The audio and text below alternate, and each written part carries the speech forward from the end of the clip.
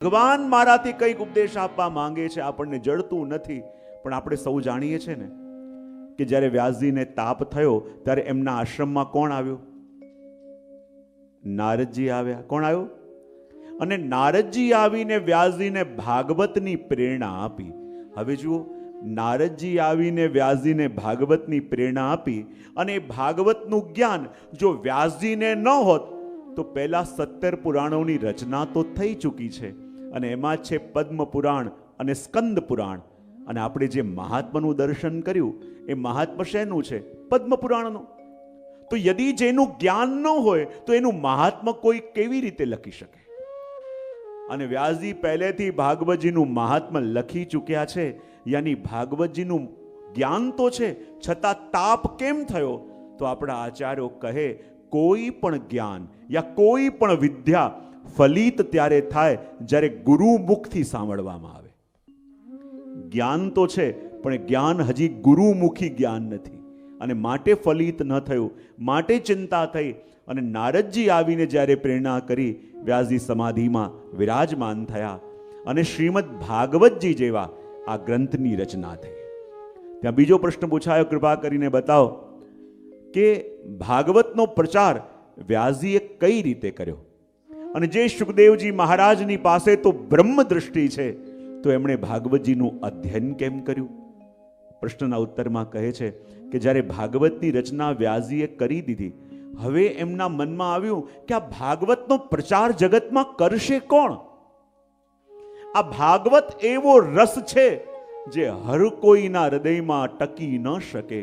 આ ભાગવત સૌથી પહેલા હું એને જ આપી શકું જેના હૃદયમાં સંપૂર્ણપણે નિષ્કામતા હોય. અને આ દુનિયામાં સંપૂર્ણપણે નિષ્કામતા યદિ કોઈના હૃદયમાં છે તો એ એકમાત્ર મારો પુત્ર સુખદેવજીના હૃદયમાં. અને એ સુખદેવજીના હૃદયની અંદર આ નિષ્કામતા છે. અમારા શડબેરી હવેલીના ટ્રસ્ટીઓ પણ આવેલા છે, એમને પણ હું અહીંયાથી સ્વાગત કરું છું. તાળીઓથી આપણે સ્વાગત કરીશું.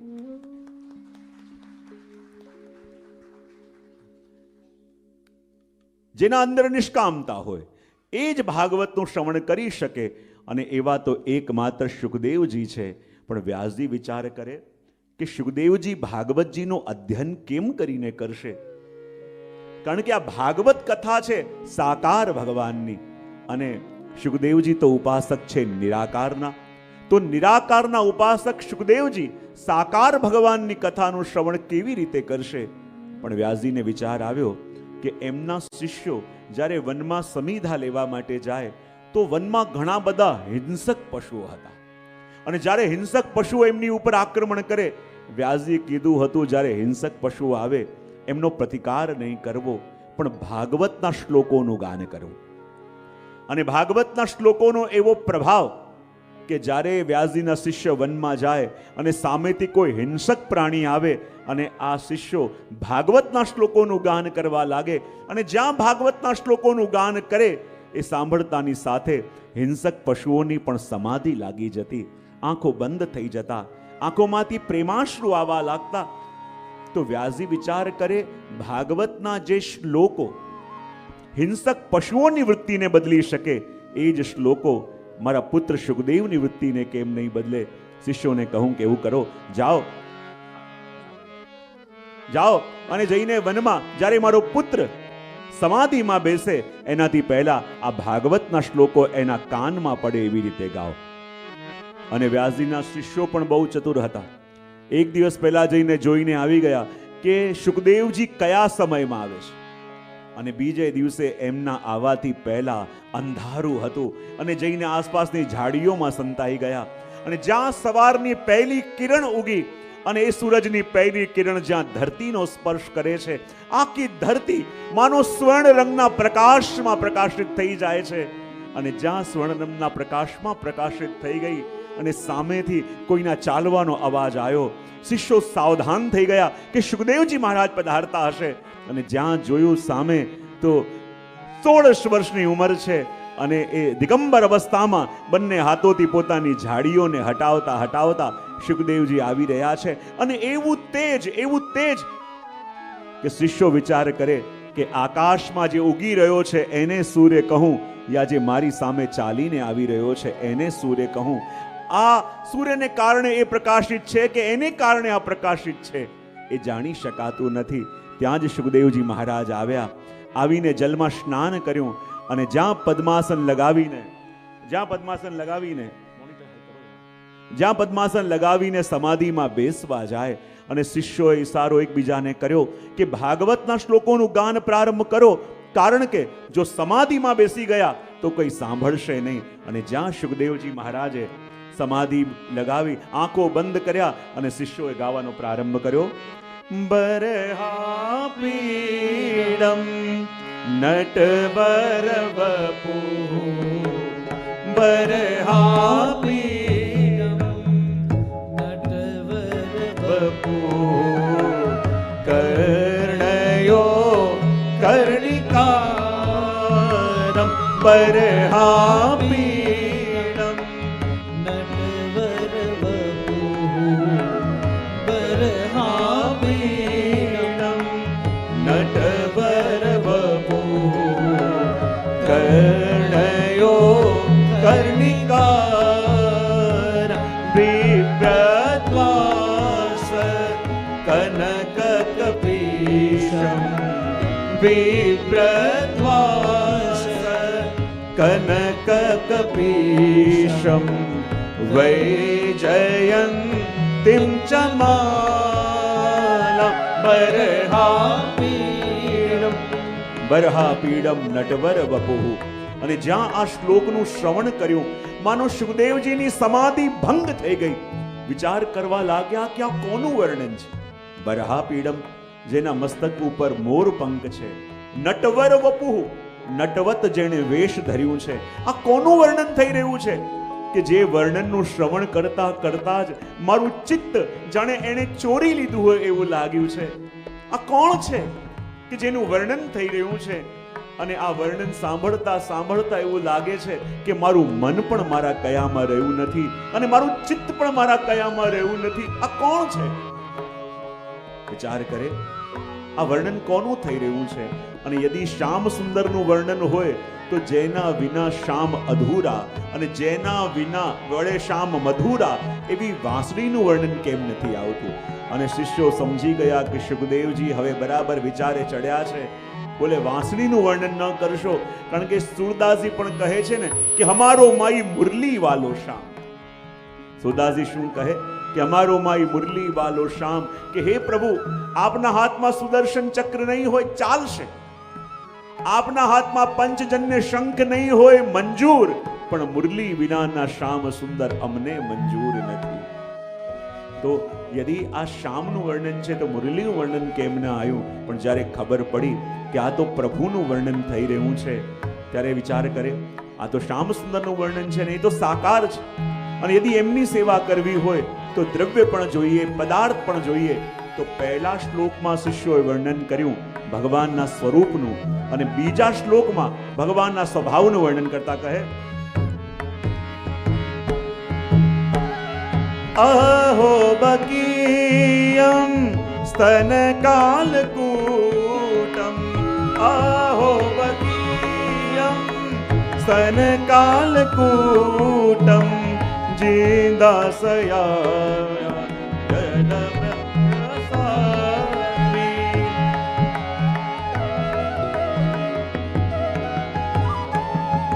અહો બકીયમ સ્તનકાલકૂટમ, અહો બકીયમ સ્તનકાલકૂટમ. અહીંયા વર્ણન કરતા કહી રહ્યા છે કે જુઓ તો ખરા મારા પ્રભુનો સ્વભાવ કેવો, કે એની પાસે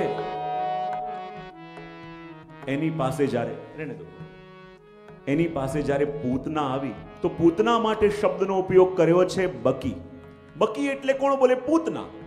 અને જ્યારે પૂતના ભગવાનની પાસે આવી ત્યારે ભગવાનની સેવા કરવા નહીં, ભગવાનને સુખ આપવા માટે નહીં, પણ ભગવાનને મારવા માટે આવી. પણ અહીંયા કહે કે જુઓ તો ખરા મારા પ્રભુનો સ્વભાવ કેવો, પૂતના આવી છે, રાક્ષસી આવી છે, ભગવાનને મારવા માટે આવી છે. પણ ભગવાને એ ન જોયું કે આ રાક્ષસી આવી છે, ભગવાને એટલું જ જોયું કોઈ પણ છે આવી છે તો મારી ગોપીનું રૂપ લઈને. ભગવાને એ ન જોયું કે મને વિષ પાવા માટે આવી છે, ભગવાને એટલું જ જોયું, કોઈ પણ છે આવી છે તો એ જ કામ કરવા માટે કે જે મારી યશોદા મૈયા રોજ કરે છે. અને પોતાને વિષ પાવા માટે આવેલી પૂતનાને પણ જેણે મારીને માતા યશોદાની ગતિ આપી. એ સાંભળીને સુખદેવજીની આંખોમાં આંસુ આવી ગયા કે મારા પ્રભુનો કેવો સ્વભાવ કે જે માણસની પ્રકૃતિ પણ જોતા નથી, માત્ર કૃતિ જોઈને કૃપા કરી દે છે. કયા ભાવે કરે છે એ પણ જોતા નથી, કરે છે તો ખરા, એ જોઈને પણ કૃપા કરી દે. એ મારા પ્રભુ સિવાય કોણ હોય? સુખદેવજી આવ્યા અને શિષ્યોને કહ્યું કે આ શ્લોક કોની રચના છે? એમણે કહ્યું કે આ અમારા ગુરુ વ્યાસજીની રચના છે. અને આજે વર્ષો પછી સુખદેવજી મહારાજ પિતાના આશ્રમમાં પધાર્યા, વ્યાસજીને વંદન કર્યા અને વિધિવત શ્રીમદ ભાગવતજીનું અધ્યયન કર્યું. અને હવે પ્રશ્ન પૂછાયો છે કે કૃપા કરીને બતાવો કે પરીક્ષિત કે જેને માતાના ગર્ભની અંદર ભગવાનના દર્શન થયા, એને બ્રાહ્મણનો શ્રાપ કેવી રીતે મળ્યો? કૃપા કરીને બતાવો. એની પાસે 7 દિવસ હતા, એનો ઉદ્ધાર કેવી રીતે થયો? અને પરીક્ષિતના મોક્ષની કથા કહેવા માટે આપણને હવે મહાભારત કાલની અંદર લઈ જાય છે. મહાભારતનું યુદ્ધ સમાપ્ત થયું છે.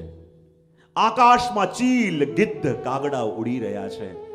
આખા રણભૂમિની અંદર લોકોના લાશોના ઢેર પડેલા છે. ક્યાંક કોઈનો કપાયેલો હાથ, ક્યાં કોઈનો કપાયેલો પગ પડ્યો છે. અને આકાશમાં ચીલ, ગિદ્ધ, કાગડાઓ એ લાશોને નોચી નોચીને ખાવા માટે આતુર છે. ક્યાંક કોઈ મૃતદેહની પાસે બેસીને કોઈ સ્ત્રી એની બંગડીઓ તોડી રહી છે કે જેણે પોતાના સુહાગને ગવાવી દીધો છે. તો ક્યાંક કોઈ મૃતદેહની પાસે બેસીને એના નાના નાના બાળકો પ્રતીક્ષા કરી રહ્યા છે કે મારા પિતા હમણાં જાગશે, હમણાં જાગીને મને એના ખોળામાં લઈ લેશે. એક તરફ દાદા ભીષ્મ ઘાયલ થઈને બાણસૈયા ઉપર લેટેલા છે, તો એક તરફ ભીમની ગદાથી ઘાયલ થયેલો દુર્યોધન પડ્યો મૃત્યુની પ્રતીક્ષા કરી રહ્યો છે.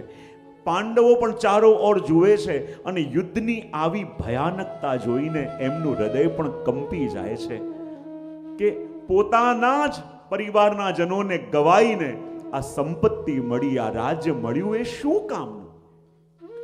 માણસ દુઃખ એકલો ભોગી શકે છે, પણ સુખ ભોગવા માટે એને પોતાના નિજજનોની જરૂર પડે છે. આ રાજ્ય મળ્યું પણ પોતાના જ ન રહ્યા, આ રાજ મળ્યું પણ પરિવારને જ ખોઈ દીધો. આ રાજ્ય શું કામનું? મનમાં ગ્લાનિ પણ થઈ રહી છે. પણ એ જ વખતે અશ્વત્થામાએ વિચાર કર્યો કે આ જે પાંડવોએ યુદ્ધ જીત્યું છે એ છલ કરીને જીત્યું છે, અને જે પાંડવોએ છલ કરીને યુદ્ધ જીત્યું છે તો હું પણ છલથી એ પાંડવોને મારીશ. અને એમ વિચાર કરીને સોચ્યું એણે કે જ્યારે પાંડવો રાત્રિના સમયમાં સૂતા હશે ત્યારે એમના શિબિરમાં જઈશ અને મારા તલવારના એક એક ઝાટકે એ 5 પાંડવોના મસ્તકને ધડથી અલગ કરી દઈશ. અને એમ વિચાર કરી રાત્રિના સમયમાં જ્યારે અશ્વત્થામા ખુલ્લી ખડગ લઈને પાંડવોના શિબિર તરફ જવા લાગ્યો, ત્યાં જ દ્વારિકાધીશ પધાર્યા અને 5 પાંડવોને કહ્યું કે જલ્દી મારી સાથે ચાલો. જ્યારે ભગવાન બોલાવવા માટે આવ્યા, પાંડવોએ કંઈ પૂછ્યું નહીં, ક્યાં જવાનું છે, કેમ જવાનું છે. પ્રભુએ આવવાનું કહ્યું, પ્રભુની સાથે ચાલ્યા.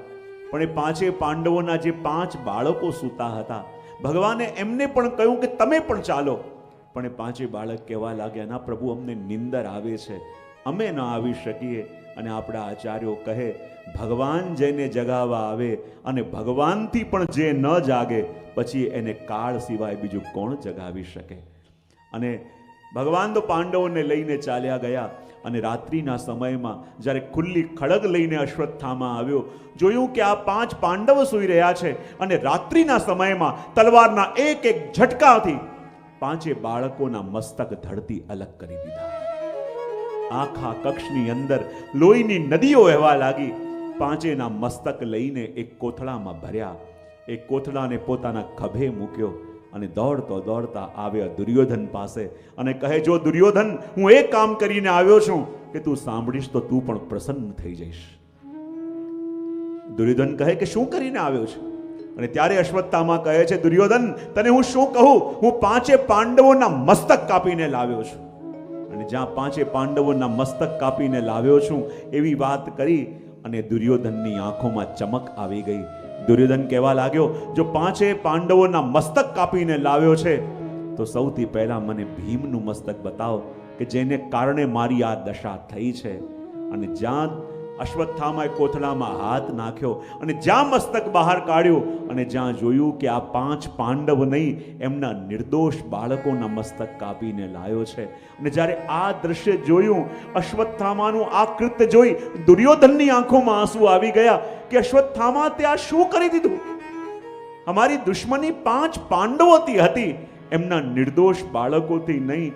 અરે અશ્વત્થામા, તે આ શું કરી નાખ્યું? તે તો અમારા આખા વંશને નિર્મૂળ કરી દીધું. અને કહેવાય એ વખતે દુર્યોધનને પણ એટલી પીડા થઈ કે એ જ વખતે એના પ્રાણ ચાલ્યા ગયા. કારણ કે દુર્યોધનને એ વરદાન હતું કે જીવનમાં જે વખતે હર્ષ અને શોક એક સાથે થશે, એના પ્રાણ ચાલ્યા જશે. જ્યારે જાણ્યું કે પાંચે પાંડવોને મારીને આવ્યો છે, હર્ષ થયો. પણ જ્યારે જાણ્યું આ પાંચ પાંડવોને નહીં, એના નિર્દોષ બાળકોને મારીને આવ્યો છે, એટલો શોક થયો, એના પ્રાણ ચાલ્યા ગયા. અને અહીંયા જ્યારે સવાર પડી અને દ્રૌપદી રોજના નિયમ પ્રમાણે પોતાના બાળકોને જગાવવા માટે આવી. પણ જ્યાં પોતાના બાળકોને જગાવવા માટે દ્રૌપદી આવે છે અને જે બાળકોના મધુર મુખને જોઈને એની સવાર થતી, જે બાળકોની મુસ્કાન જોઈને દ્રૌપદીને એમ લાગતું કે હું જીવી રહી છું. અને જ્યારે આજે દ્રૌપદી કક્ષમાં જાય છે ને શું જુએ છે કે પાંચે બાળકોના ધડ પડેલા છે અને એના મસ્તકને કાપીને કોઈ લઈ ગયું છે. જ્યારે એ માં આવું દ્રશ્ય જુએ છે કે એના પાંચે બાળકોના ધડ પડેલા છે, મસ્તક કોઈ કાપીને લઈ ગયું છે, ચીખી ઉઠે છે કે જુઓ તો ખરા મારા બાળકોને કોણે મારી દીધા. ભાગતા ભાગતા બધા આવે છે અને આ દ્રશ્ય જોઈને એમનો પણ હૃદય કાંપી ઉઠે છે કે આ બાળકોએ કોઈનું શું બગાડ્યું હતું અને એટલો ક્રૂર કોણ હશે જે આ બાળકોને મારીને ચાલ્યું ગયું. ત્યારે ખબર પડી આ કરવા વાળો અશ્વત્થામા છે. અર્જુને દ્રૌપદીને કહ્યું, ચિંતા ન કર, તારા પાંચે બાળકોના હત્યારાને હું હમણાં પકડીને લાવીશ, તારી સામે દંડ આપીશ. અને અર્જુન અશ્વત્થામાને પકડવા માટે ગયો, બ્રહ્માસ્ત્રને નિવૃત્ત કર્યું અને જેવી રીતે એક પશુને બાંધીને લાવવામાં આવે એવી રીતે અશ્વત્થામાને બાંધીને અર્જુન લઈને આવ્યો.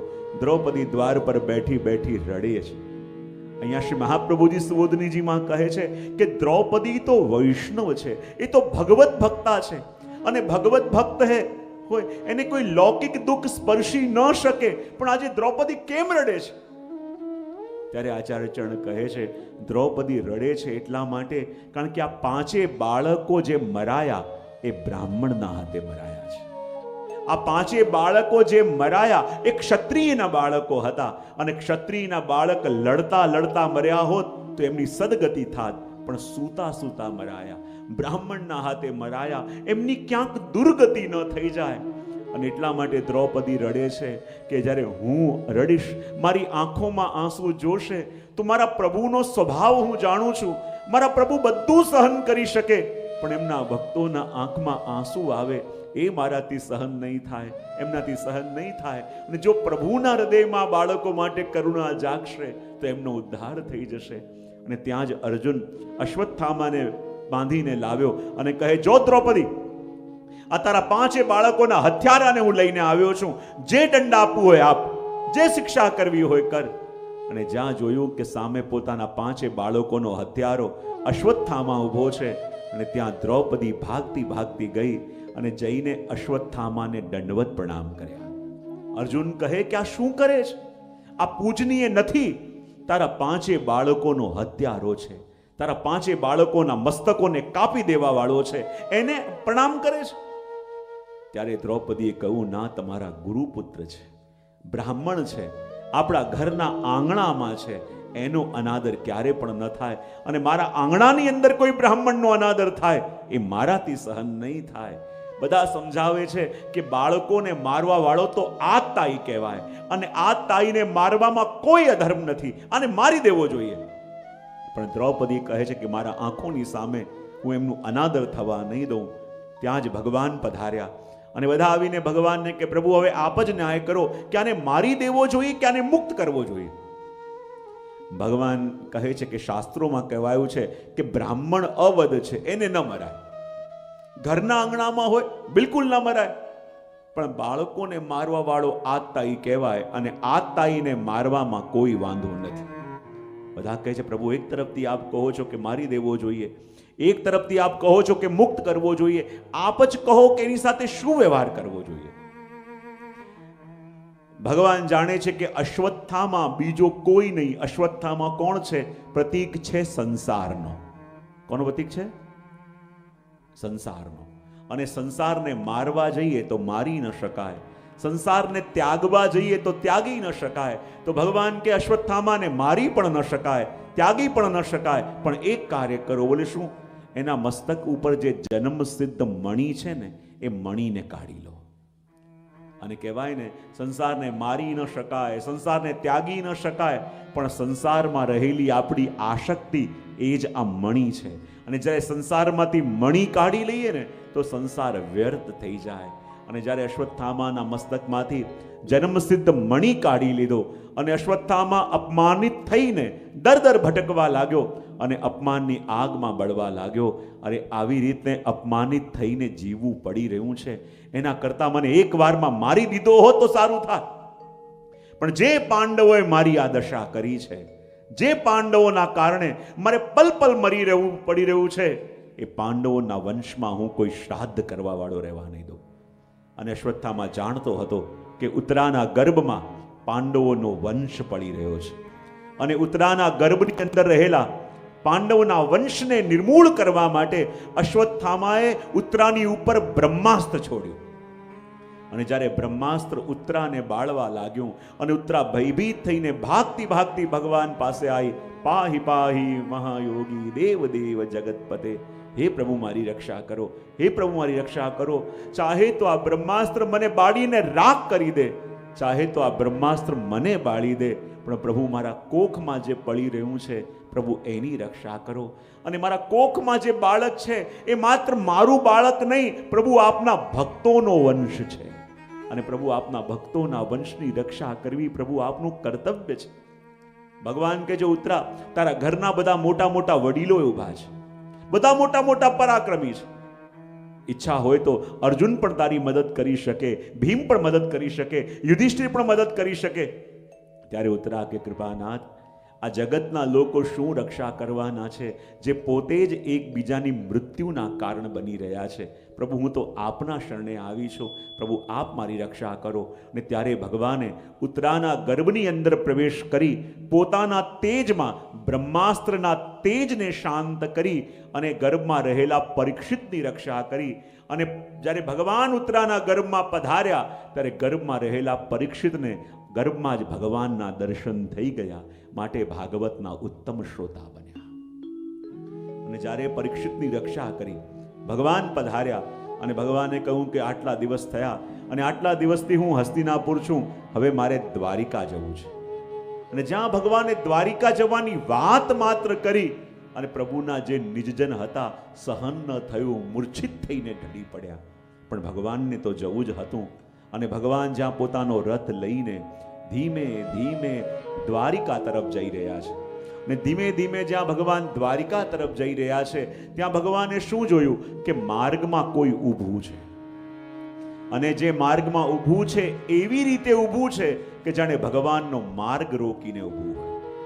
ભગવાન કહે કે આખી દુનિયાના જીવન રથને ચલાવવા વાળો હું, તો આટલું સામર્થ કોની અંદર આવી ગયું જે આવીને મારો માર્ગ રોકે છે?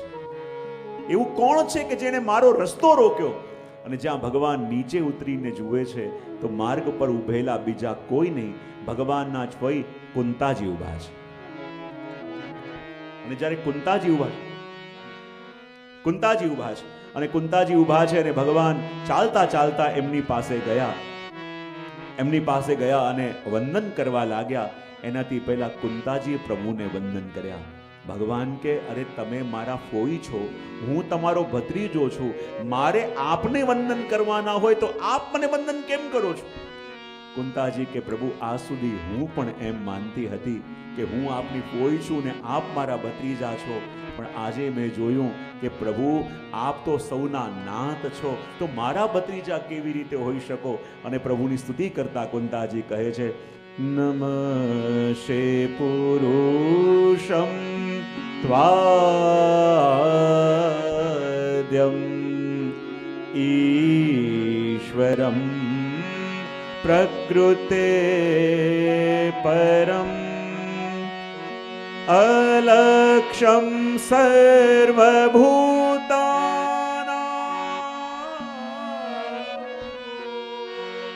અંતર્બહિર્વસ્થિતમ. કુંતાજી કહે છે, પ્રભુ હું આપને વંદન કરું છું. ભગવાન કે મને વંદન કેમ કરો છો? કુંતાજી કે નમસ્ય પુરુષમ તવ આદ્યમ. હે પ્રભુ, મારા ભત્રીજાને નહીં, હું તો એ આદિ પુરુષને વંદન કરું છું. કારણ કે હવે પ્રભુ હું જાણી ગઈ છું કે આપ કોણ છો. પ્રભુ આપ તો એ સાગર છો, અને સાગરની નાનકડી બૂંદ એટલે અમે જીવ. આપ તો એ વટવૃક્ષ છો, અને વટવૃક્ષનું નાનકડું પાંદડું એટલે અમે જીવ. જો પ્રભુ અમે આપને ઓળખવાનો પ્રયત્ન કરીએ તો ક્યારે ઓળખી ન શકીએ, કારણ કે અમે જીવ પ્રકૃતિને આધીન છીએ, અને આપ પ્રકૃતિને પર છો. અને આપને જાણવાનો જેટલો પણ પ્રયત્ન કરીએ ને, જાણી જાણીને એક જ વસ્તુ જાણી શકાય કે પ્રભુ આપને કોઈ જાણી ન શકે. અને આગળ કુંતાજી પ્રભુ સાથેનો પોતાનો સંબંધ બતાવતા કહે, કૃષ્ણાય વાસુદેવાય દેવાય ચ નંદ ગોપ કુમારાય ગોવિંદાય નમો નમઃ. કુંતાજી એમ કહે છે કે ભગવાન દરેકનો ઉદ્ધાર તો કરે, પણ જેનો સંબંધ ભગવાન સાથે હોય ને, ભગવાન એની ઉપર કૃપા કરે. અને પોતાનો સંબંધ ભગવાન સાથે બતાવવા માટે કહે, પ્રભુ આપ કેવા છો? મહાપ્રભુજી સુવોદનીજીમાં કહે, કૃષ્ણાય, આખા જગતનો ઉદ્ધાર કરવા વાળા. અને જો પ્રભુ આખા જગતના ઉદ્ધાર કરવા વાળા હોય અને બીજો સંબોધન કીધો વાસુદેવાય, આપ વસુદેવજીના પુત્ર છો, તો એમનો ઉદ્ધાર કરશો, તો હું પણ એમની બહેન છું, એ નાતે મારો સંબંધ પણ આપની સાથે છે. પ્રભુ આપ ઉદ્ધાર કરજો. દેવકી નંદનાય છે, આપ દેવકીજીના પુત્ર છો, તો આપ એમનો ઉદ્ધાર જરૂર કરશો. તો મારો પણ એમની સાથે સંબંધ હોવાને કારણે આપની સાથે સંબંધ છે. પ્રભુ મારો ઉદ્ધાર જરૂર કરજો. કારણ કે કુંતાજી જાણે છે કે આ જગતના લોકો ખાલી સંબંધોની વાત કરી શકે, સંબંધ નિભાવતા મારા કૃષ્ણ સિવાય બીજા કોઈને આવડતું નથી. સંબંધ પ્રભુની સાથે જોડીને આપણે તો છૂટી જઈએ છે, પણ ભગવાન એ સંબંધને કેવી રીતે નિભાવો એ જાણે છે. કહેવાય ને, એક સંત હતા, નાનકડી કુટિયાની અંદર રહેતા, અને એમની પાસે નાનકડું ઠાકોરજીના લાલનનું સ્વરૂપ, અને આખો દિવસ એમની સેવા કર્યા કરે. 20-25 વર્ષ થયા, કુટિયાની બહાર ક્યારે ગયા નથી.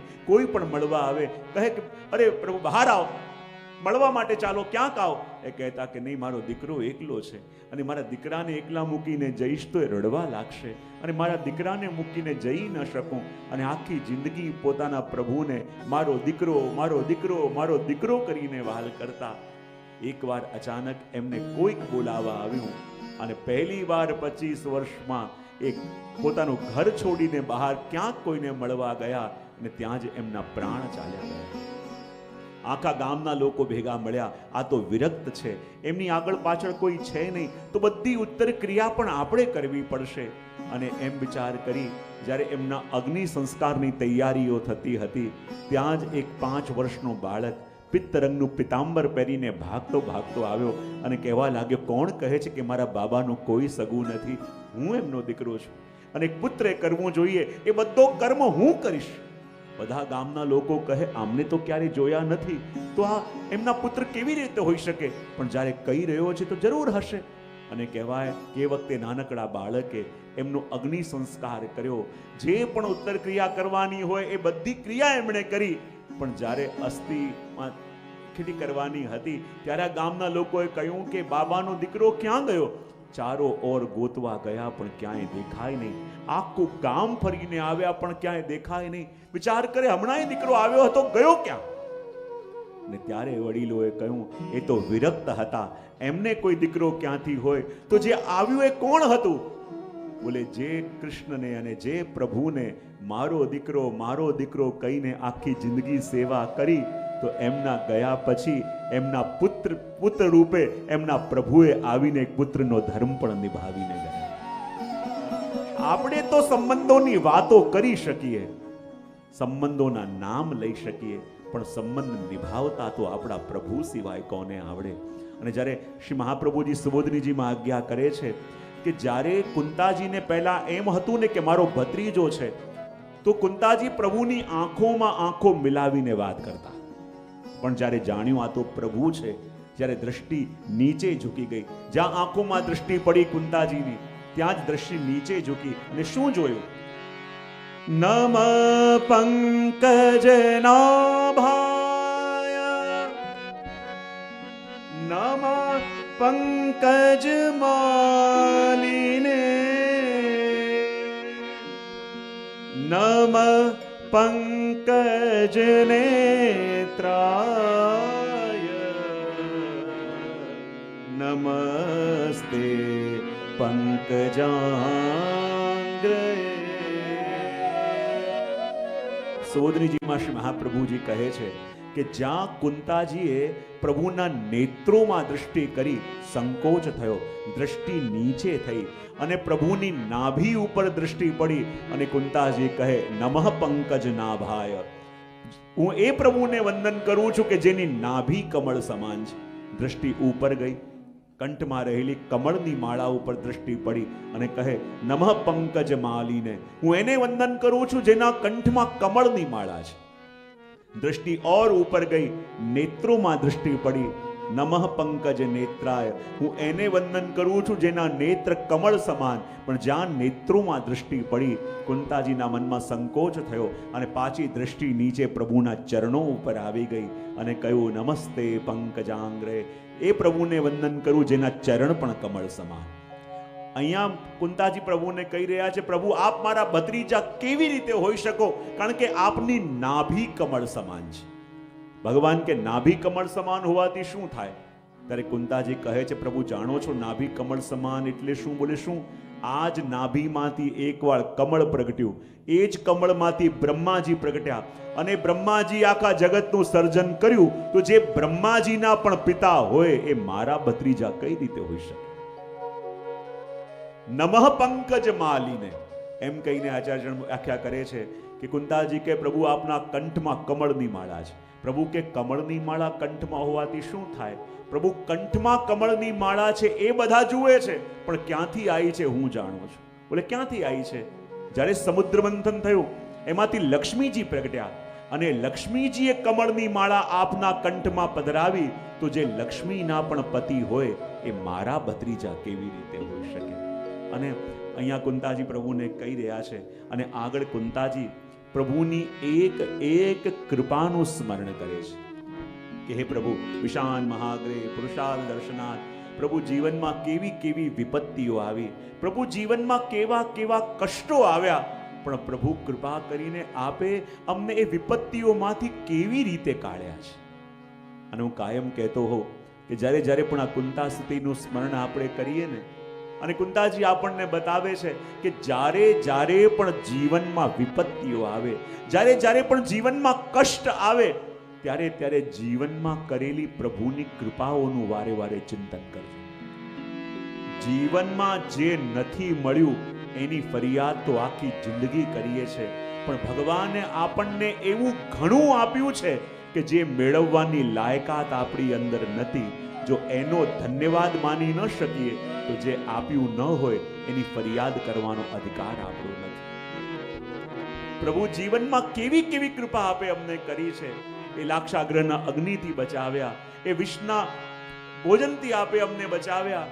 અને પ્રભુ આપનો સ્વભાવ એવો છે કે કાર્ય આપ બધું કરો છો, પણ ભક્તોને આગળ કરીને આપ પાછળ રહો છો. એ આપણો સ્વભાવ છે. અને જીવનમાં પ્રભુની કૃપાઓનું વારે વારે ચિંતન કરીએ ને તો મોટામાં મોટું પીડા, મોટામાં મોટું દુઃખ પણ હળ. હું હમણાં જ ક્યાંક વાત કરતો હતો અને પહેલા મેં વાત કરી હશે, હું જ્યારે પણ આ પ્રસંગ કહું ને મને એ સ્મરણ બહુ થાય. આપણે જીવનમાં નાની નાની વિપત્તિઓ આવે, નાના નાના કષ્ટ આવે અને આપણે ફરિયાદો કરવા લાગીએ છીએ, આપણે કમ્પ્લેન કરવા લાગીએ છીએ, પ્રભુને કહેવા લાગીએ છીએ કે મારી સાથે જ આવું કેમ, પ્રભુ મારી સાથે આવું કેમ થાય. પણ જીવનમાં પ્રસંગ મને બહુ સ્પર્શી ગયો એટલે હું ઘણીવાર આ કહેતો હોઉં છું. આ પ્રસંગે થોડા વર્ષો પહેલા જ્યારે અમે ચેન્નઈમાં હતા, એક ભાઈ મને મળવા માટે આવ્યા હતા અને કહેતા હતા કે જે મારે બહુ પ્રોબ્લેમ ચાલે છે, બહુ તકલીફ છે, બહુ સમસ્યાઓ છે. મેં એને બહુ સમજાયા કે જો પ્રભુ જે કરે છે કંઈક ઉત્તમ કરશે. એ કે ના, જે બહુ સમસ્યાઓ છે, મારે બહુ પીડા છે. હું 1 કલાકથી એને સમજાવતો હતો પણ એ વાત એને ગળે ઉતરતી નથી. અને ત્યાં બી આપણું પુષ્ટિ પરિવાર ચાલે છે, તો ત્યાં એ દિવસે અમારે બધાએ ત્યાં એક જે મેન્ટલી ચેલેન્જ બાળકો હોય ને એની સ્કૂલમાં જવાનું હતું. અને જ્યારે એ સ્કૂલમાં અમે ગયા, બધા 5 વર્ષ 7 વર્ષના નાના નાના બાળકો, કોઈનો એક હાથ નહોતો, કોઈનું એક પગ નહોતું, કોઈની આંખ નહોતી, અને દરેક બાળકની એક સ્ટોરી પણ હતી. અને જ્યારે ત્યાં બેસીને એક બાળકની સ્ટોરી સાંભળતા હતા, હૃદય કંપી જતું હતું. અને એની અંદર પણ જ્યારે ત્યાં પ્રેયરનો ટાઈમ થયો ત્યારે એક નાનકડી 5 વર્ષની દીકરી કે જેના 2 હાથ નહોતા અને પોતાના બંને પગમાં મંજીરા લઈને એક કીર્તન કરતી હતી. અને જ્યારે ખૂબ ભાવથી કીર્તન કરતી જાય, એની આંખોમાં પ્રેમાશ્રુ આવતા જાય અને એટલે તન્મય થઈને કીર્તન કરે, ત્યારે ત્યાંના જે વોર્ડન હતા, મેં એને પૂછ્યું કે આ દીકરીના 2 હાથ નથી, શું થયું? ત્યારે એને કહ્યું, જે શું કહું, કે એનો પરિવાર ખૂબ ગરીબ પરિવાર હતો અને એના ઘરમાં દીકરી થઈ, એના પિતાને ન ગમ્યું તો એના પિતા એને ટ્રેનમાં લઈ ગયા અને એને મારવા માટે એના પિતાએ જ એને ચાલતી ટ્રેનમાંથી ધક્કો દઈ દીધો. ને જ્યારે સામે જઈને દીકરી પડી, સામેથી એક ટ્રેન ગઈ, એમાં એના બંને હાથો કપાઈ ગયા. ને જ્યારે આ સાંભળ્યું મારું હૃદય કંપી ગયું. અને જ્યારે કીર્તન કર્યા પછી એ છોકરીને મારી પાસે લઈને આવ્યા ને ત્યારે મેં એને એટલું જ કહ્યું કે જુઓ, જીવનમાં તારી સાથે જે પણ થયું છે તું પણ જાણે છે, પણ જ્યારે પ્રભુની પાસે રહી તું કીર્તન કરે છે તો તારે જ્યારે તું પ્રભુના ગુણગાન ગાતી હોય ત્યારે મનમાં શું ભાવ આવે છે?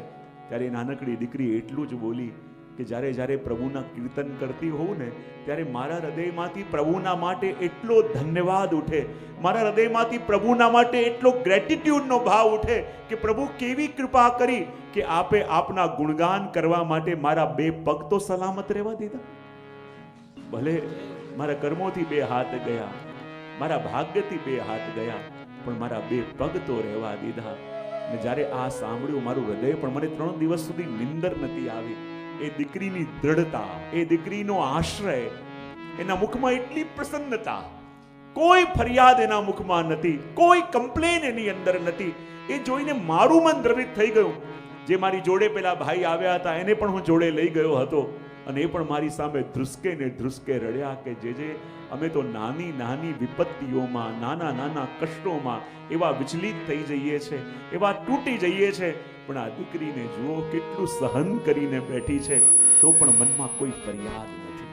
સદા પ્રભુનું ગુણગાન કરે છે, પ્રભુનું નામ લે છે, પ્રભુ તરફ એને ગ્રેટિટ્યુડનો ભાવ છે. ત્યારે આપણને લાગે કે ભગવાને જે આપણને આપ્યું છે, અને ઘણી વસ્તુ તો એવી આપી છે કે જે મેળવવાની પાત્રતા આપણી પાસે નથી, અને યદિ એનો ધન્યવાદ આપણે ન કરીએ તો જે નથી આપ્યું એનો ફરિયાદ કરવાનો અધિકાર શું? ઘણીવાર મારા પ્રસંગમાં કહેતો હું, મને પ્રસંગ બહુ પ્રિય છે પેલા ટેનિસ પ્લેયરનો, કે જે ખૂબ પ્રસિદ્ધ ટેનિસ પ્લેયર થયો, વિમંડલ ને બધા એને મોટા મોટા એવોર્ડ એને પ્રાપ્ત કર્યા. અને એકવાર એવું થયું કે એ એટલો ફેમસ હતો કે એને કારણે લોકો એના દેશને જાણતા થયા હતા.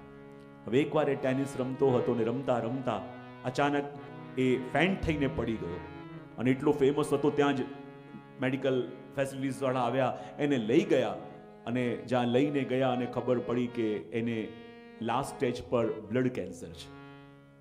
અને જ્યારે લાસ્ટ સ્ટેજ પર બ્લડ કેન્સર છે એને ડાયગ્નોઝ થયું અને ડૉક્ટરે કહ્યું કે હવે એની પાસે બહુ ટાઈમ નથી, કારણ કે લાસ્ટ સ્ટેજ પર બ્લડ કેન્સર છે.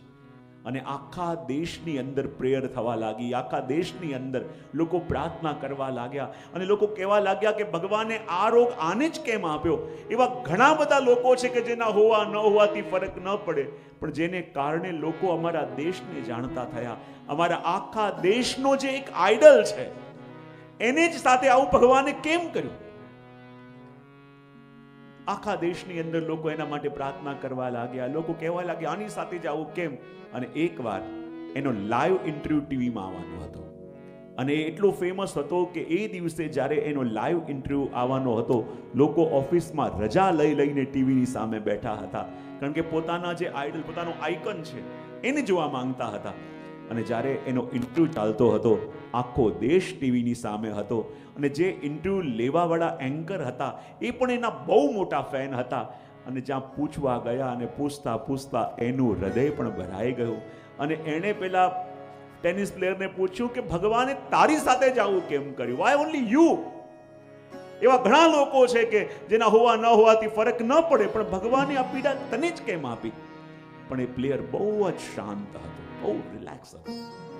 એણે એટલું જ કહ્યું કે આ દુનિયાની અંદર લાખો લોકો ટેનિસ જુએ છે, એમાંથી કેટલાક હજાર લોકો એવા છે જે ટેનિસને સમજે છે, એમાંથી કેટલાક 100 લોકો એવા છે કે જેને ઇન્ટરનેશનલી રમવાનો મોકો મળે છે, અને એમાંથી ગણ્યા ગાંઠા 4 જણ હોય ને એ સેમીફાઇનલમાં આવે, એમાંથી 2 જણ દુનિયામાંથી ફાઇનલમાં આવે, અને એમાંથી દુનિયામાંથી ખાલી 1 જણ એ ફાઇનલ રમે અને ફાઇનલ જીતીને એ ટ્રોફી એના હાથમાં આવે.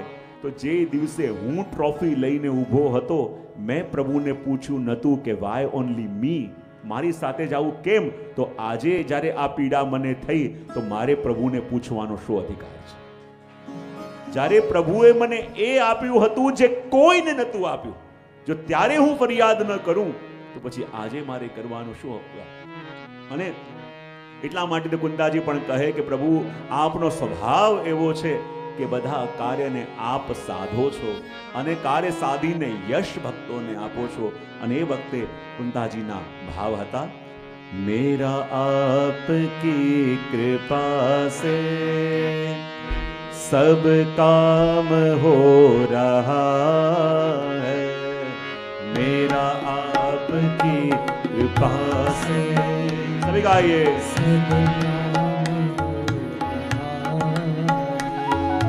मेरा आपकी कृपा से सब काम हो रहा है, मेरा आपकी कृपा से सब काम करते हो तुम कन्हैया, मेरा नाम हो रहा है, करते हो कन्हैया, मेरा नाम हो रहा है, मेरा आपकी कृपा से सब काम हो रहा.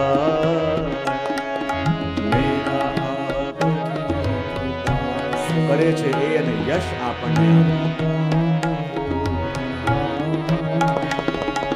पतवार के बिना ही मेरी नाव चल रही है, पतवार के बिना ही मेरी नाव चल रही है, हैरान है ज़माना मंजिल भी मिल रही,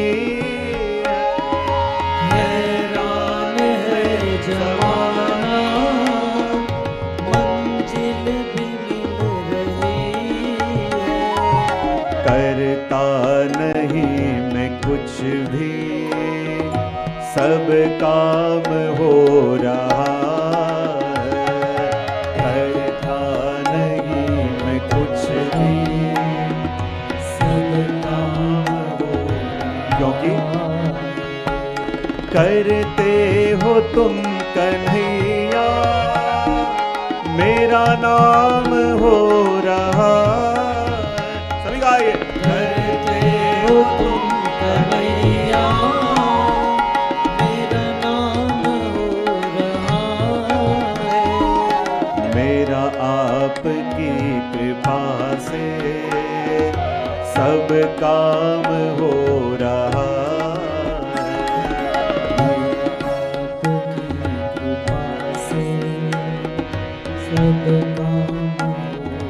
ભગવાન કુંતાજીને પૂછે છે, અરે બુઆ આપ જે માંગો તે આપને કહું, અરે કંઈક તો માંગો. ત્યારે કુંતાજી કહે, પ્રભુ આપ મારી સામે ઊભા છો, હું આપની સામે ઊભી છું, અને જ્યારે જેની પાસે આપ હો, જેની પાસે આપ ઊભા હોય, પછી એને માંગવાનું શું હોય? કોઈ કહ્યું છે ને કે કિસી કે પાસ કુછ નહીં તો હસતી હૈ ये दुनिया, किसी के पास कुछ नहीं तो हंसती है ये दुनिया, किसी के पास सब कुछ हो तो जलती है ये दुनिया, किसी के पास कुछ नहीं तो हंसती है ये दुनिया, किसी के पास सब कुछ हो तो जलती है ये दुनिया, पर हमको तो वो मिला है जिसके लिए तरसती है ये दुनिया. જાકી દુનિયા જેના માટે તરસે, પ્રભુ મારી સામે ઊભા હોય, બીજું મારે શું જોઈએ? અને માટે કહે, तुम साथ हो जो मेरे, किस चीज की कमी है. तुम साथ हो सभी गाइए. मेरे, किस चीज की कमी है। किसी और चीज की अब दरकार ही नहीं, किसी और चीज की अब दरकार ही नहीं है। तेरे साथ से गुलाम अब गुलफाम हो रहा, तेरे साथ से गुलाम अब गुलफाम हो रहा है. करते हो तुम कन्हैया, मेरा नाम हो रहा. करते हो तुम कन्हैया, मेरा नाम हो रहा है। मेरा आपकी कृपा से सब काम हो रहा. सभी गाइए.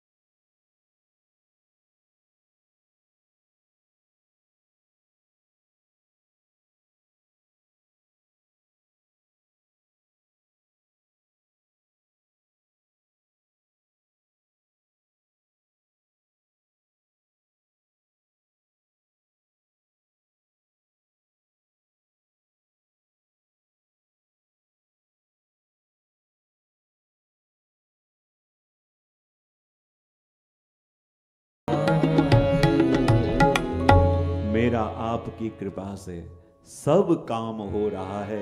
करते हो तुम कन्हैया, मेरा नाम हो रहा है.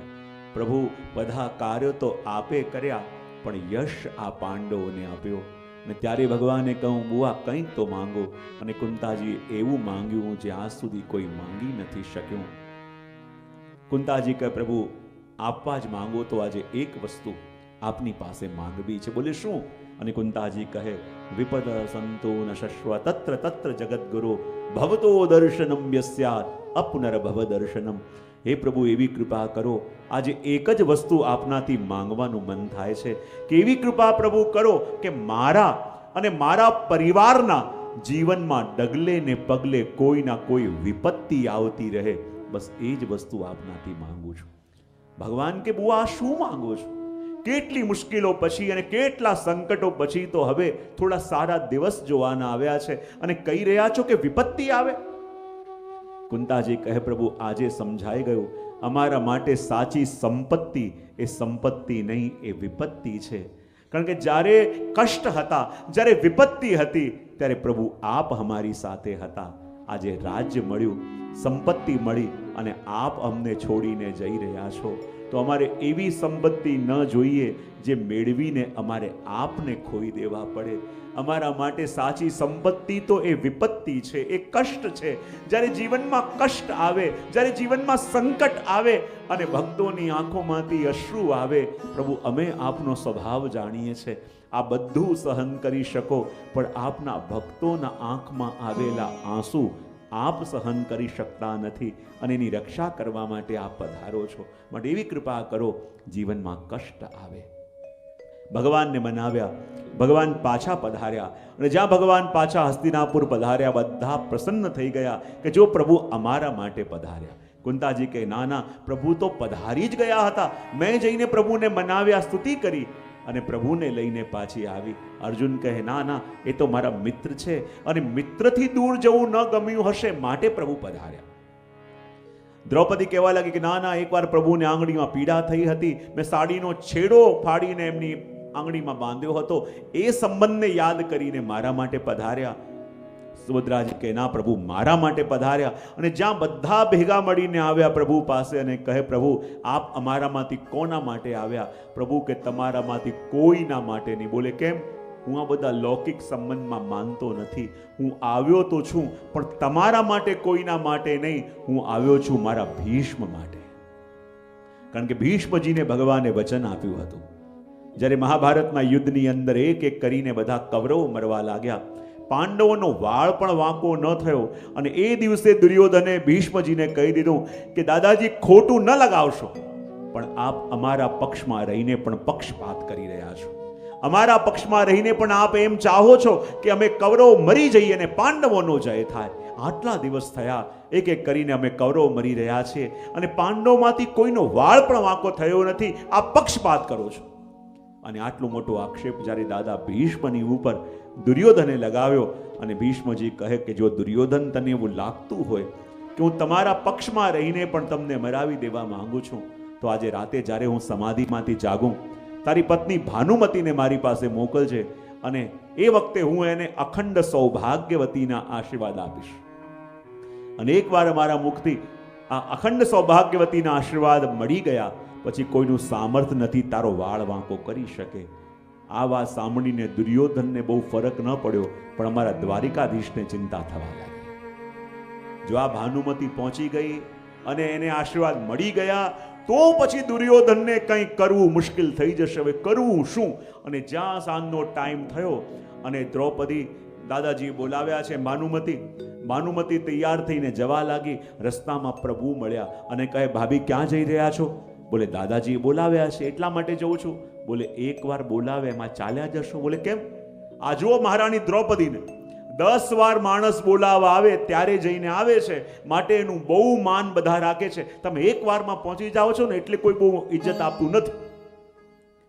ભાનુમતીને લાગ્યું વાત તો સાચી છે અને ભાનુમતી કહે, સારું થયું પ્રભુ આપે મારી આંખો ખોલી દીધી, હવે તો કોઈ બીજી વાર બોલાવા આવે ને તો જ જઈશ. એમ કહીને એ ચાલ્યા ગયા. ભગવાન કે મારે પણ એ જ જોઈએ છે. ભગવાન ભાગતા ભાગતા ગયા અને દ્રૌપદીને કહે, મારી સંગ ચાલ. દ્રૌપદી કે ક્યાં? બોલે, એ ન પૂછ, મારી સાથે ચાલ. અને દ્રૌપદીને લઈને ભગવાન ભીષ્મજીના શિબિરની બહાર પધાર્યા.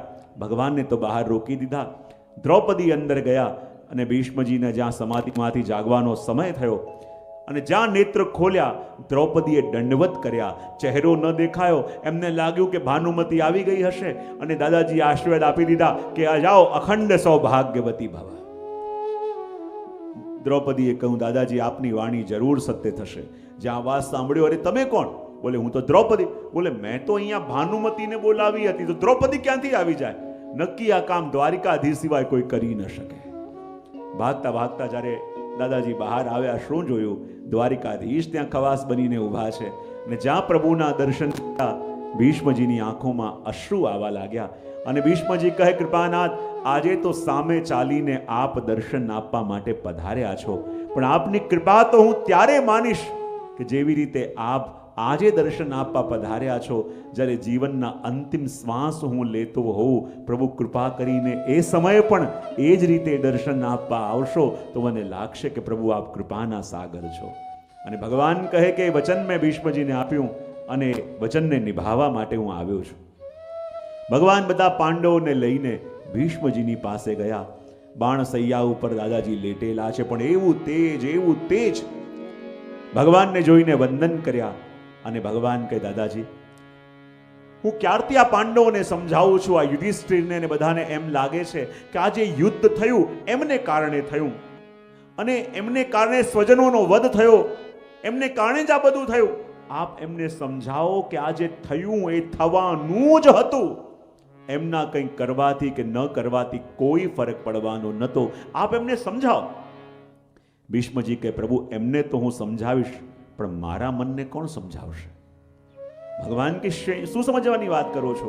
ત્યારે ભીષ્મજી કહે, પ્રભુ મારું આખું જીવન શુદ્ધ છે, મારું આખું જીવન પરિશુદ્ધ છે, મેં કોઈ ખોટું કામ કર્યું નથી, તો આ કયા અપરાધનો દંડ મારે ભોગવવો પડી રહ્યો છે કે અંતિમ સમયમાં આ બાણ સૈયા ઉપર સુવાનો વારો આવ્યો?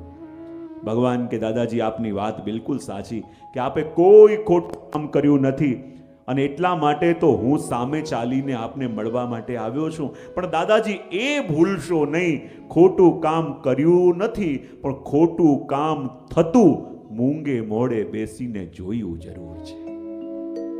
ભીષ્મજી કે મેં કયું ખોટું કામ જોયું? ત્યારે ભગવાન કે દાદાજી યાદ કરો એ કૌરવોની સભાને કે જ્યાં આપની કુળ વધુ રડતા રડતા આપની પાસે કરગરી રહી છે કે દાદાજી ન્યાય કરો કે જે પતિ પોતાની જાતને હારી ચૂક્યા હોય એ હારેલા પતિ શું એની પત્નીને હારી શકે? દાદાજી ન્યાય કરો કે હું જીતા કે અજીતા. અને એ વખતે આપની કુળ વધુના મનમાં એ આશા હતી કે આ વખતે એનો સાથ કોઈ આપે કે ન આપે, એના દાદાજી સાથ જરૂર આપશે. એ રડતી રહી, કગળતી રહી, પણ આપ મુખ બેસીને જોતા રહ્યા અને આ જે અધર્મ થતો હતો એને રોક્યો નહીં. શું અપરાધ નથી? ભીષ્મજીની આંખોમાં આંસુ આવી ગયા. પ્રભુ શું કરું? એ વખતે હું કૌરવોનું અન્ન ખાતો હતો અને એ જ કૌરવોનું અન્ન મારા શરીરમાં લોહી બનીને વહેતું હતું અને અધર્મ થતો જોયો પણ હું રોકી ન શક્યો. પણ જો પ્રભુ હવે કેવી કૃપા, મારા શરીરમાં જેટલા જેટલા રોમ છે એટલા તીર મારા શરીરમાં વાગેલા છે અને કૌરવોના અન્નથી બનેલું લોહીનું એક એક ટીપું મારા શરીરમાંથી વહી ચૂક્યું છે. હે પ્રભુ હવે કૃપા કરો, હું આપની શરણે છું. ભગવાન કે હું કેવી રીતે ભૂલી જાઉં કે હું હતો પાંડવોના પક્ષમાં, પણ મારા પક્ષમાં ન રહી તમે કૌરવોના પક્ષમાં એટલે કે વિરોધ પક્ષમાં રહ્યા અને મારો વિરોધ કર્યો હું કેવી રીતે ભૂલી જાઉં? ત્યારે ભીષ્મજી કહે, પ્રભુ આપના પક્ષમાં ન રહી આપના વિરોધ પક્ષમાં રહ્યા ને એનું કારણ બીજું કોઈ નહીં, એનું કારણ પણ આપ છો. ભગવાન કે તમે મારા પક્ષમાં ન રહ્યા, મારા વિરોધ પક્ષમાં રહ્યા, એનું કારણે હું કેવી રીતે હોઉં? ત્યારે ભીષ્મજી કહે, કૃપાનાથ, જો હું આપના પક્ષમાં રહેતો તો પાર્થના સારથી બનેલા શ્યામ સુંદર કે જેના હાથોમાં ઘોડાની લગામ છે અને એ રજ ઉડી ઉડી જેના મુખ ઉપર લાગેલી છે અને આપનું મુખારવિંદ પાંડુ રંગનું કમળ લાગી રહ્યું છે, એવા મુખ કમળના દર્શન હું કેવી રીતે કરતો જો આપના સામે પક્ષમાં ન હોત? હું તો સામેના પક્ષમાં રહ્યો એટલે કે જી ભરીને આપના મુખારવિંદના દર્શન કરી શકું. અને ત્યારે ભગવાને કહ્યું, દાદાજી બતાવો આપની શું ઈચ્છા છે? અને ત્યારે ભીષ્મજીએ એક વિનંતી પ્રભુને કરી. બોલે શું?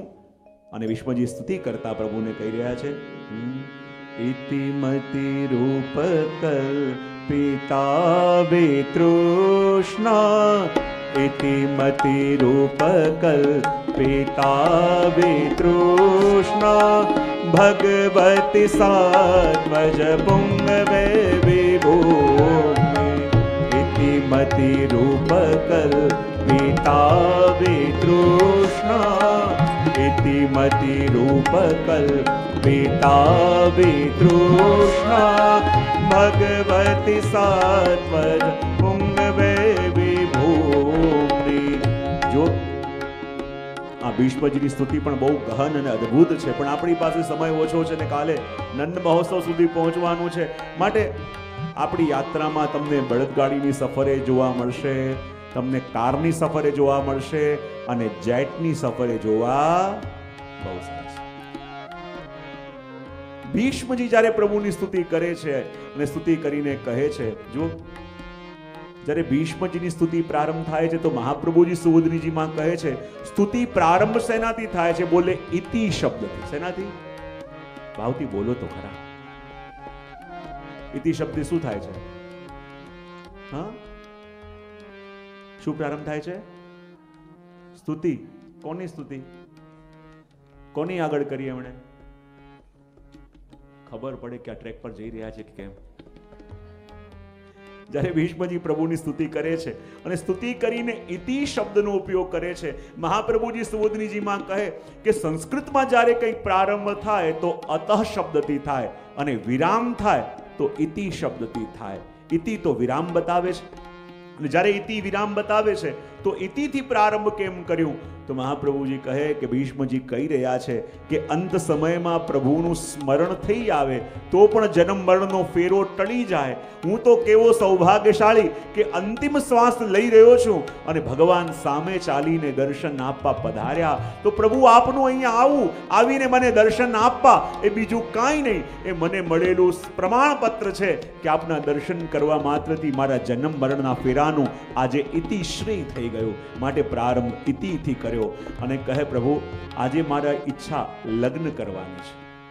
ભગવાન કે કોના લગ્ન કરવા છે? ભીષ્મજી કહે મારી કન્યાના લગ્ન. ભગવાન કે આપ તો નૈષ્ઠિકી બ્રહ્મચારી છો, આપની કન્યા વળી કઈ? ત્યારે ભીષ્મજી કે અનેક અનેક અનુષ્ઠાનોથી શુદ્ધ કરેલી મારી મતિ એ જ મારી કન્યા છે.